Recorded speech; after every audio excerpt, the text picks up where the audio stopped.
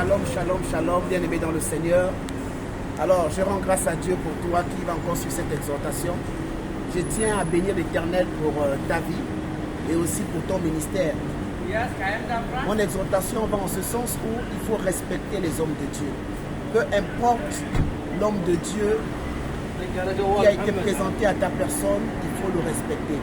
Parce que personne n'a le baromètre de juger un homme de Dieu, de savoir s'il est vrai ou s'il est faux.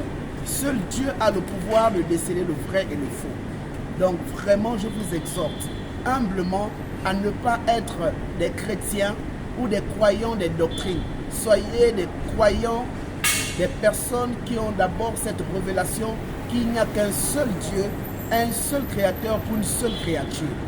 Alors si vous avez compris ça comme ça, il faut simplement vous discipliner dans le couloir de respecter les ministres de Dieu. C'est important, respecter les hommes de Dieu. Qu'ils soient gros, petits, la Bible elle-même dit, il va répandre son esprit sur les plus petits.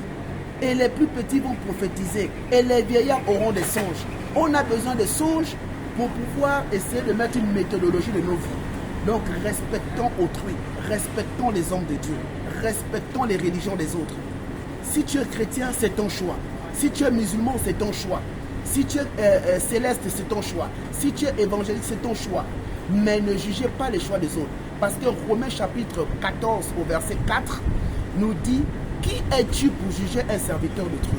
Ne jugez pas les autres. Parce que ton pasteur prêche bien, ton prophète prêche bien, vous avez des démonstrations sensationnelles. Ça, c'est pas faux.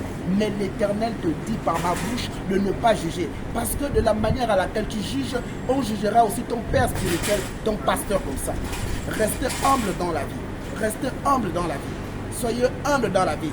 Et soyez brisés dans la vie. Respectez les hommes de Dieu.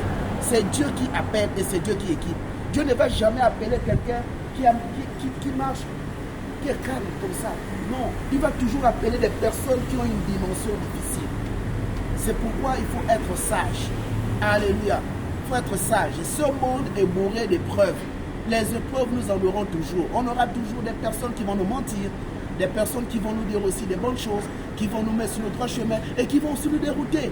Mais nous appelons au discernement parce que c'est cette dimension qui va nous permettre de déceler le vrai et le faux. Donc vraiment, ce n'est pas pour vraiment, on va dire quoi, tirer en longueur, mais je t'exhorte, toi qui me regardes, toi qui me suis, à respecter les hommes de Dieu, les religions des autres et aussi les églises des autres. C'est très important. Si tu as compris ça comme ça, dis avec moi, Seigneur, à partir de maintenant, je vais me discipliner à respecter tout homme de Dieu qui sera présenté à moi.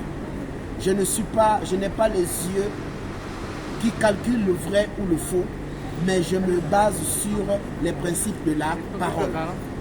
Que Dieu vous bénisse et que Dieu bénisse encore toutes les personnes.